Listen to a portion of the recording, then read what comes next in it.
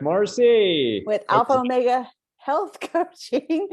We are the founding creators of Midlife Metabolic Mastery and the 7-day Midlife Metabolic Accelerator free challenge. And we're here to give you some pro tips today about how to make sure you get to every workout. So Zach, you hit it off. So we've got a bunch of them here, guys, and I highly recommend grabbing a pen and a piece of paper, especially if you're one of those people that has a really hard time with making it to workouts. You know, a lot of the things that we hear are pretty common. Just to see if this is you. Actually, we'll go round robin, Alicia. Okay. I'll say one you think. Okay. So, first one I hear is, "Oh, I'm just not motivated to work out." So, are we looking for the excuses or just what people say? We'll go through this. Yeah, just come up with the things that you hear. I'm just not motivated to work out. I really need to start working out.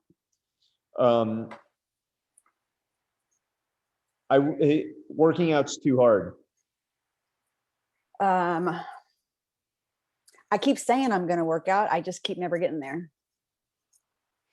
I can't seem to get up in the morning to work out. Yep. I really want to work out, but I just don't want to work out.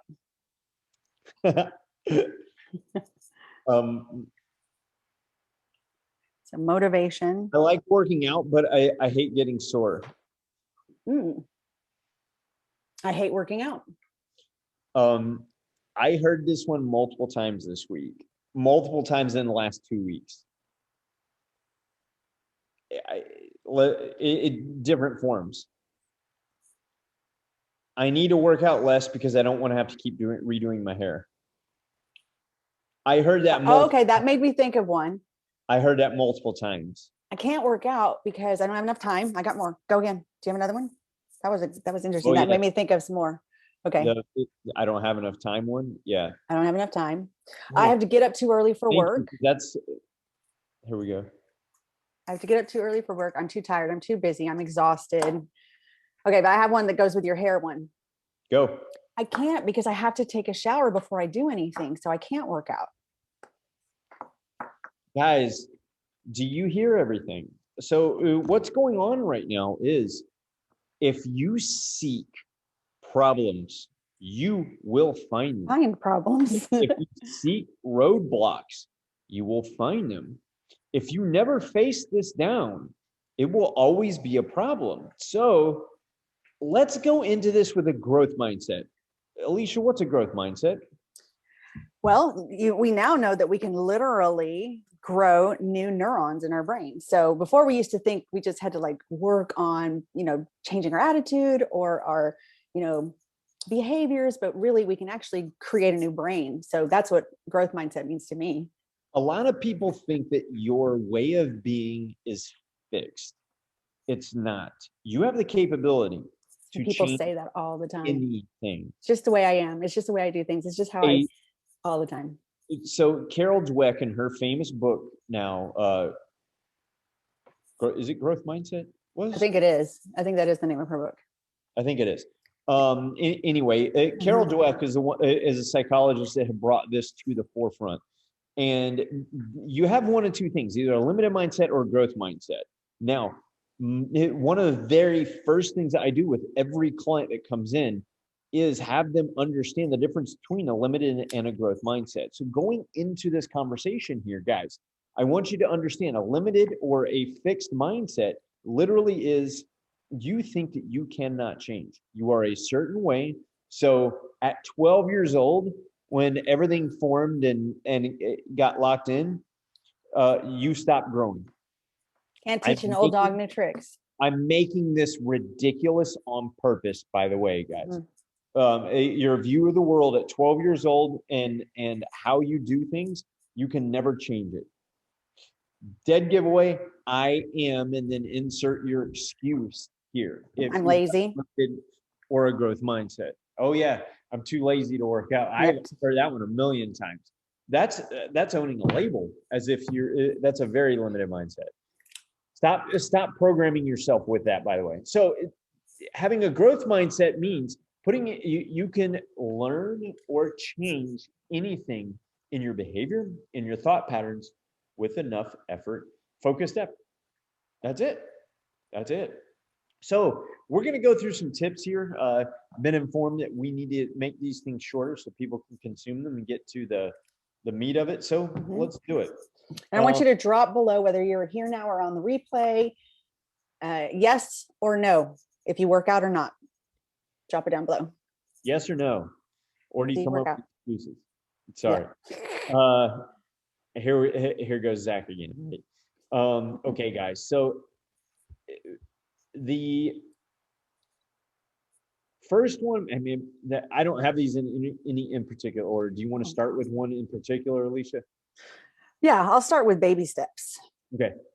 So I think that the first step is the hardest step.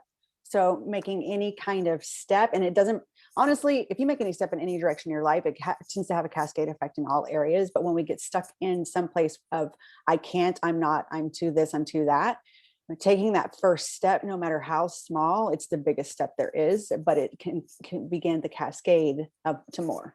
So baby steps. Love that one. So, and very, very true too, guys. So literally Alicia's saying, like, create some kind of momentum. You hear us say this all the time. Speaking of momentum, it leads us to next step you can take. Guys, I hope you are writing these down. Because the second step in this is huge, guys. And it is create a streak. So if you're taking that first step, and I'm totally stole this from Alicia, by the way. If you start tracking, you've heard us say this before, like get a wall calendar, put a big green X every single time that you hit a workout. Always make sure to get at least five streaks on that. Guys, look to create and keep a streak going. The longer that you start creating the streaks, the more of a habit you're creating. Right. But track it. Well, and there's something so powerful about either doing the big, like you always tell people, a big red X, a calendar for nothing but this, like in a big red X. And seeing that X and that X and that X or whatever, however you want to mark it off, put a heart on it, whatever. So huge emotionally and neurologically to make you want to, you get a dopamine hit every time you put a cross on there. And then now the activity starts becoming the reward because you want that dopamine hit when you get to exit off. Okay. So it's huge. I also like an app called Don't Break the Chain. Great for this. And I want to take it a little bit further if I can, Zach, with the creating the streak. John Assaraf always talks about 100 days straight, which most people never get to 100 days straight, but it's such a great goal to do something 100 days straight. It's a myth that 21 days creates a habit. It's not, it does not rewire those neural pathways so that you can actually become someone new. And anytime we're talking about change, we're talking about becoming someone new. Like that's why I started with, we're literally growing a new brain when we are in a growth mindset, when we're changing the way, we're not just changing the way we think, we're literally becoming a new brain, a new person. So, but 100 days is long enough, even if you commit to 100 days, even if some days are just baby steps, but you do it 100 days straight, you are definitely going to be a different person at the end of 100 days. Love it. Absolutely love it. So one of the things that we're really high on is accountability and recruiting someone with you. Now, a lot of people wind up going and getting a workout buddy, and Alicia works with her husband. You know, I in particular, I have workout buddies that just happen to be my coaching clients. You know, it's really, really easy that I'm leading workouts real time, demonstrating, showing, and we're doing it together. I actually really, I don't think I'll ever give up at least one segment of the workout buddies that I have, because I like the internal pressure of feeling like I need to meet those people during that time. It's really, really motivational for me. Even some of the times, like I've had people out of town, and suddenly I find an excuse not to get a workout in. Here I am, 35 years of working out, maybe even more. And here I am, like needing workout and accountability buddies too. This thing isn't just limited to you guys. It really is us too. So one of the ultimate accountability or workout buddies that you can have is hiring a coach. And sure, it's easy for us to say, but guys, there's a reason why we have a job, right? Exactly. It really is. Well, when you're paying somebody and you're putting money behind it, I think it ups it to a whole nother level. Don't you? I think so. Very much so. Yeah. So workout buddy and accountability. Alicia, what else you got? Well, I want to share my buddy story. My buddy story is, since I worked in a gym, the last thing I ever want to do is stay in the gym after I was done working to work out. And so I have always set myself up for success. And I actually had a client who would also be my workout buddy. And she would meet me after my very last client for the morning, usually, mid-morning or late or early afternoon, and work out with me. And she walked in that door. She was faithful. And then when that shifted, we met at a gym at like 5 or 6 a.m. I don't know, but I knew I couldn't leave her sitting there and not show up. And then same thing with running partners. I've always had accountability buddies of some sort or another. I've also paid people. We pay people for accountability. You and I do all the time. We're constantly paying people for accountability. But in the case of working out, that's what I've done, because I know that I thought of another one. I don't feel like it. I know I'm going to do, and I don't feel like it. I don't feel like it. So I have to set myself up for success. Cool.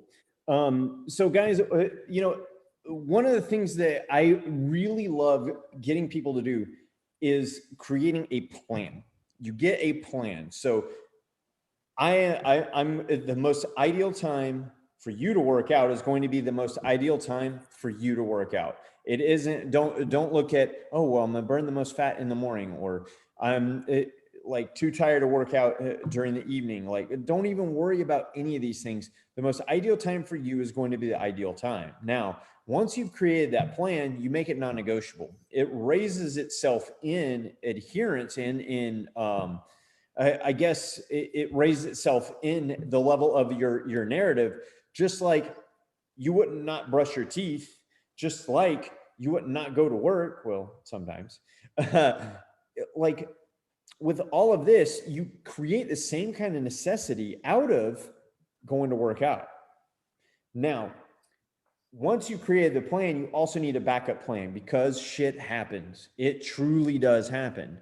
And in respect to that, it's understandable that it's going to happen, but knowing that something might happen, you have a plan in place, not an excuse ready for not doing it, but a plan in place for it.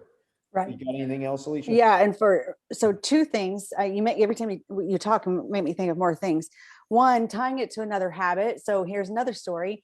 When I worked full time and I had small children at home, I knew if I went straight home, I would never go back out to work out. So I always worked out on the way home, and it meant I got into the class late, but it was the only way it was going to get done. So I didn't take a full hour class. I took like 45 minutes or 50 minutes or whatever, because I walked in late after work. But I packed next piece, packed my bag the night before, had my clothes ready, right? I had it with me all the time. That's part of the plan. You're planning ahead. And then tying it to another thing that you do every day. I was going to go home every day after work. So tying that in and doing it on the way. Huge. So there you go with an evening plan. Let's talk about a morning plan, right? So, and this is the one I love. If you're a snoozer, stop snoozing. By the way, guys, this is the last tip. 5, 4, 3, 2, 1. Yep. So the second that set your alarm across the room, set it across the room. I'm not messing around. Set it across the room.